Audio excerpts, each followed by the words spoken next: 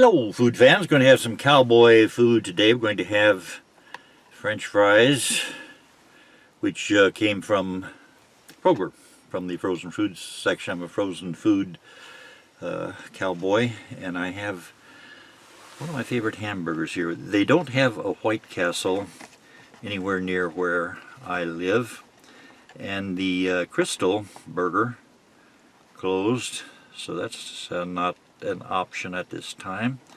Gotta pull this apart here. Just made some or cooked some White Castle sliders.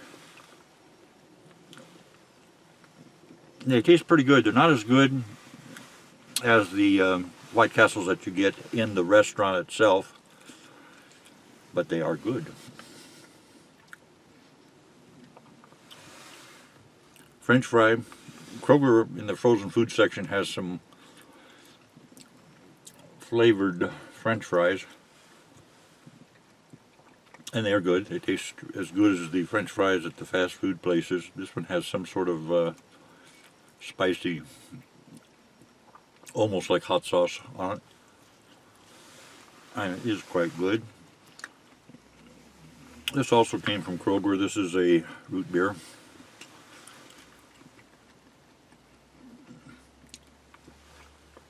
I have a sip.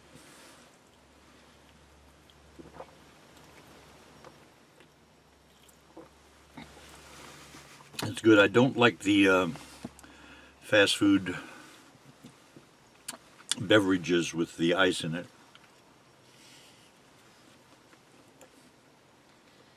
This is quite good. By the way, these White Castles, I'll show you the box here. I heated them up in the microwave. Make sure I don't drop anything. And there's 6 in a box, so I have 6 White Castles. And the box costs $4 and something, so under $5, under $1 each. I remember when they were a nickel, about 1945.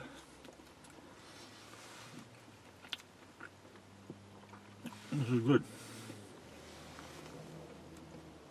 Today is Friday. Not sure the date, maybe 12/21 or 10/21.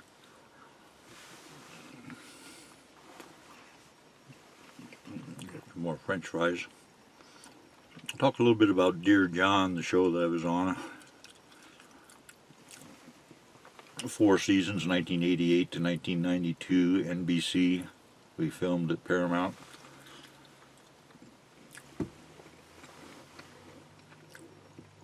Wednesday was our Monday. Wednesday was the first day we would see the new script for the week that we would be filming on Tuesday night.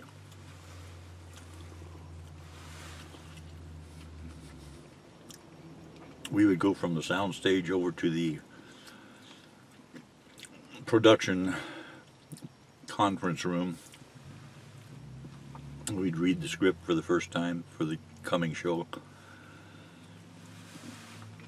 And in the movie or TV business, 1 page of script is considered to be more or less 1 minute of time on the screen. It's not exact.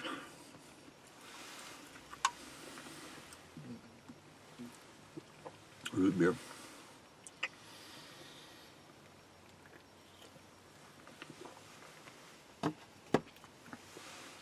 And the script would usually start out with about 35 pages, which meant 35 minutes of show. So something had to be cut to get the show down to 22 minutes, which was the amount of time that we had for our show. Even though it's half-hour show, of course, they have commercials and station identification and so on. So we would sit around the conference room, around the conference table. It would be the cast, the guest stars, the writers, the executive producers, the director, the assistant director, the second assistant director, and needless to say, it was a room filled with people. And there'd be a lot of laughter at different lines. We would be reading the script. I wouldn't have anything to say, but the script was being read by the various actors, and the guest stars would say their lines when their part came up in the reading of the script. And the writers especially would laugh at the punchlines. But I can tell you the biggest laugh that an audience at Dear Jihn ever gave to a scene in the show, the biggest laugh, did not get a laugh in the conference room when we read the script. It wasn't funny on paper, but when it was done, when it was performed, it was hysterically funny. It was a line where Jerry Burns, who played the part of Kirk Morris, he's with some members of the cast. They're visiting somebody in a hospital, and Jerry, the Kirk Morris character, thinks maybe he's going bald or something. He's got a hairspray that's supposed to fix his hair, a pheromone spray of some sort.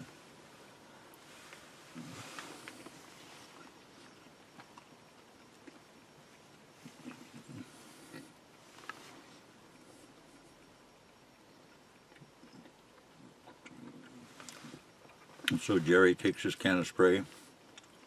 This is when the show is live before the audience, 300 people, not wearing masks, laughing at the funny stuff that's happened so far. Jerry takes the can of spray, but it's compressed air, it's not real spray, and he sprays his hair. And his hair, which had some hairspray in it for the makeup for the show, stuck out like the petals on a sunflower or something. Just his hair was sticking out in every direction, and he had a very serious look on his face. And the audience started laughing. Then the laughter died down just a little. Then it started building again. And then some of the members of the cast who were standing there looking at Jerry Burns started laughing. And then the laughter in the audience built, and the laughter lasted for at least a minute. And a big round of applause. But when we read the script in the conference room for the first time on Wednesday, the first time we saw that script, the script just says, Jerry Burns, or Kirk Morris, sprays his hair with a pheromone spray. That's not funny on paper. You have to see it. Wednesday, after reading the script for the first time, the cast will go downstairs back over to the stage. You can get a hamburger here. White Castle hamburgers taste nice, and it brings back a lot of memories. And you heat them in the microwave, 20 seconds on one side, 20 seconds on the other. They get very hot, keep the kids away from the microwave. I cooked the sausage, the French fries in the microwave. Microwave got a big workout today.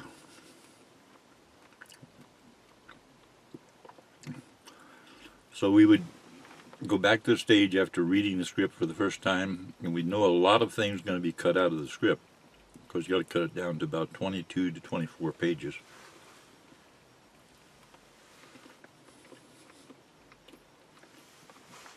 Then we would do walk through, giving the director an idea of when somebody should be sitting down, when they should be standing up, when they should be going to the door, when they should be making their entrance. And the actors had not had a chance to learn the lines yet. They'd just seen them for the first time 20 minutes ago.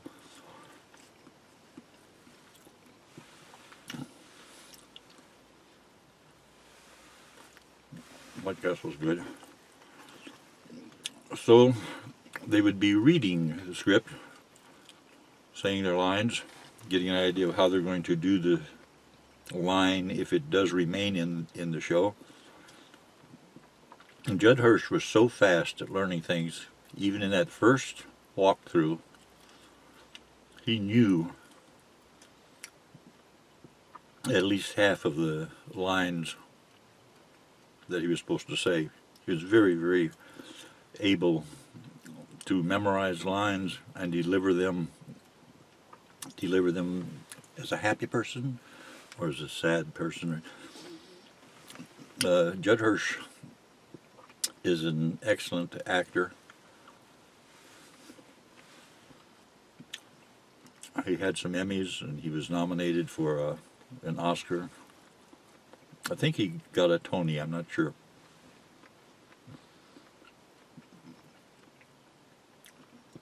Then we take a lunch break.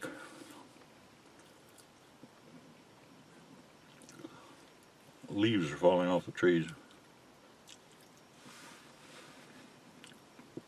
We take a lunch break and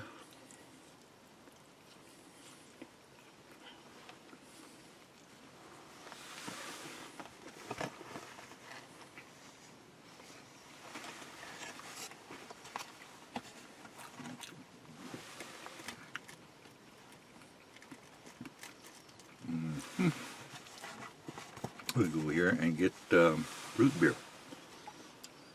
So we would take a lunch break. And on Wednesday, usually we just go out to wherever we wanted to go for a lunch. I might go down to Pioneer Fried Chicken,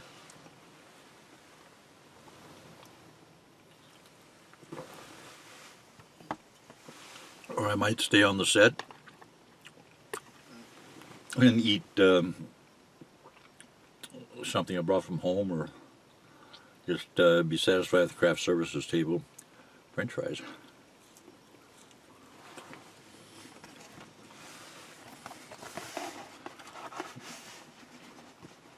Hamburger number 4. By the way, I'm not putting any relish, mustard, anything on these. I probably should put a pickle slice on it.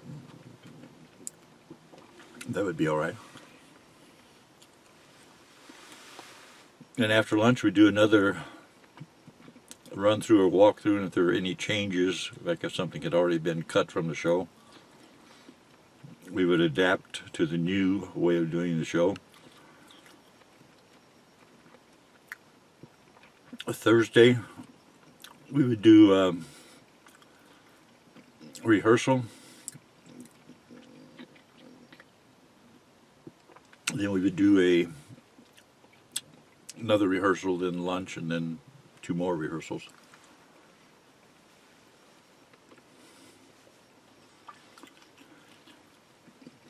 And the writers would keep sending down changes, add this, take this out. On Friday, the writers would come to the stage and watch us do a rehearsal, a dress rehearsal.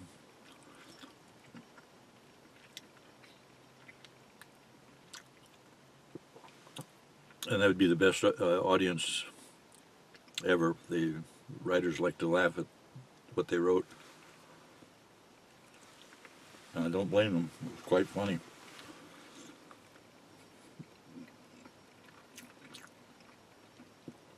Writers would make any changes that are necessary. And by Monday, the camera crew came in, started learning the moves for the camera for this show.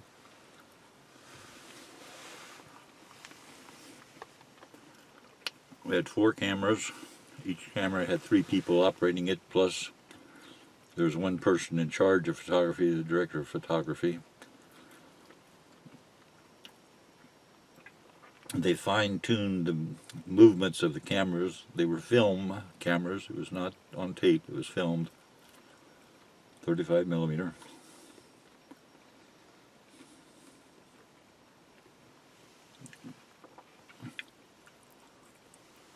Quite often in the bleachers, when we were rehearsing, there would be someone come by from another stage. Whoopi Goldberg was working on Ghost when they were making that show.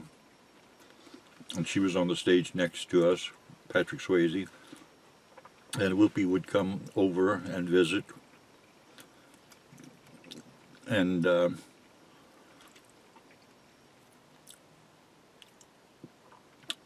Jeff Conaway, who had been on Taxi, came by one time and sat in the bleachers and watched the rehearsal.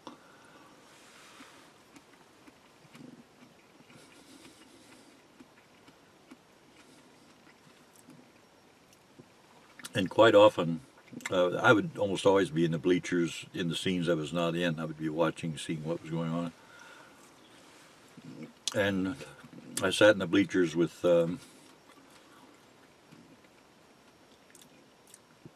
many of the guest stars.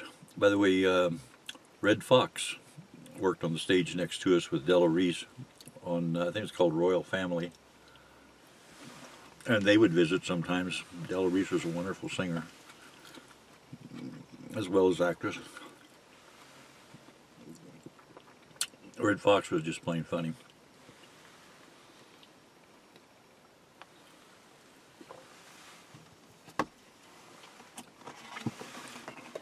How many more we got? We got 2 more White Castles. Then we say bye-bye. But Monday and Tuesday, they're setting the cameras. They've got everything all ready. They make the final tune-ups to the script. And sometimes, Tuesday nights, right before the show, the writers would come down with one new line or take something out.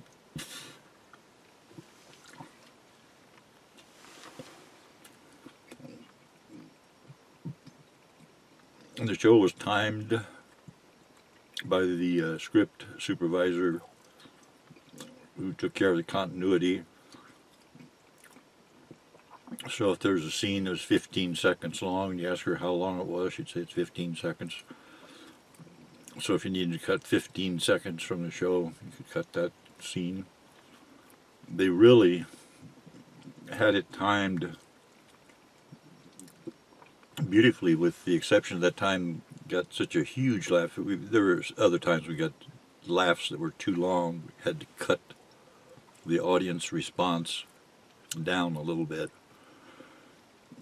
Some people think they add canned laughter. Not on Dear John, ever. Laughter was taken out to shorten a scene. Turn down the potentiometer, the rheostat, the variable resistor.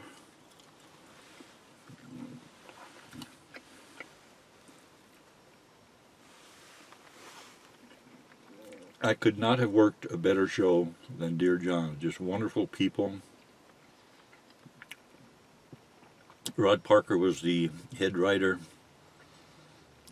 And you might not be familiar with the name Rod Parker, but you've probably sung or heard some of his songs before. He wrote Mamacita, Donde está Santa Claus?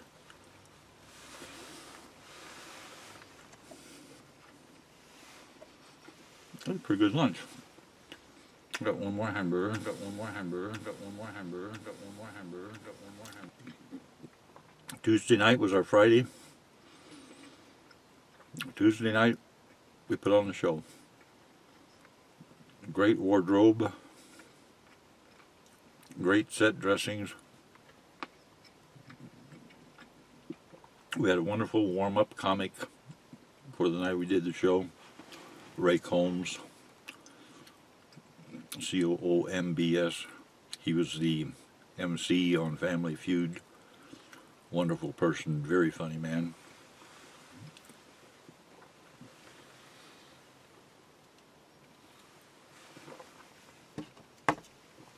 A warm-up comic,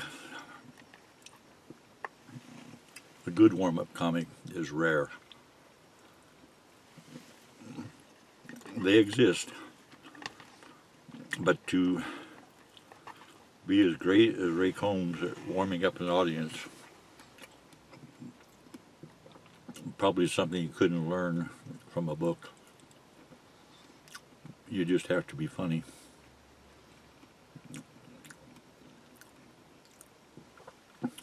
French fries.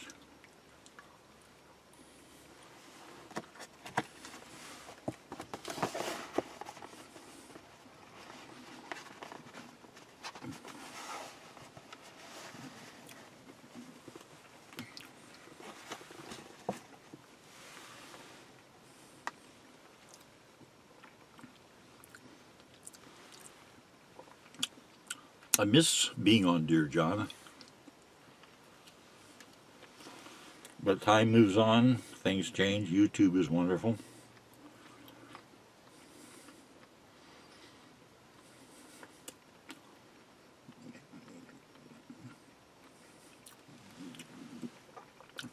One, two, three, four more bites here, I think.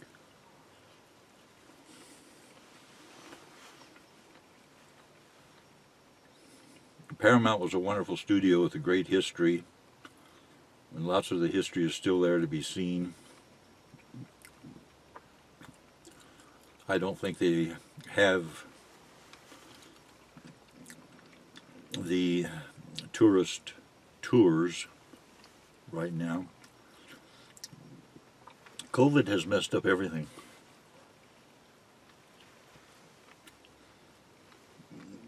I know COVID, with the help of people, has messed up everything.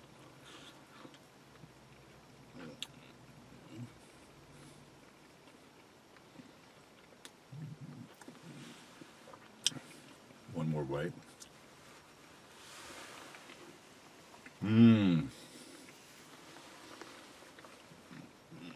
If you ever get a chance to be on a sitcom, I hope you can be on one that's as good as Dear Jihn was.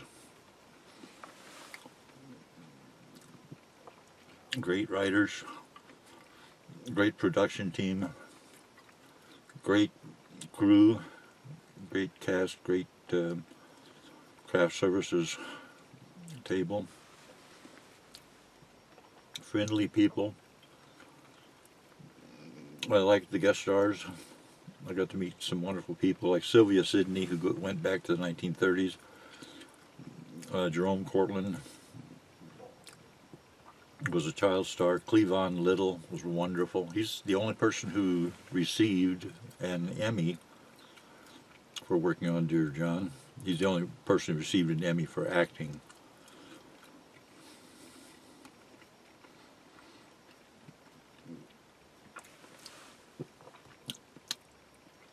Worked with Nina Foch.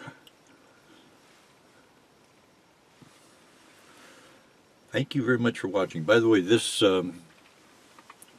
can would not be the hero can if it were a commercial.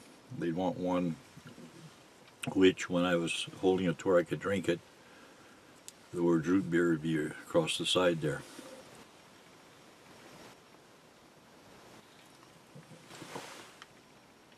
Thank you for watching.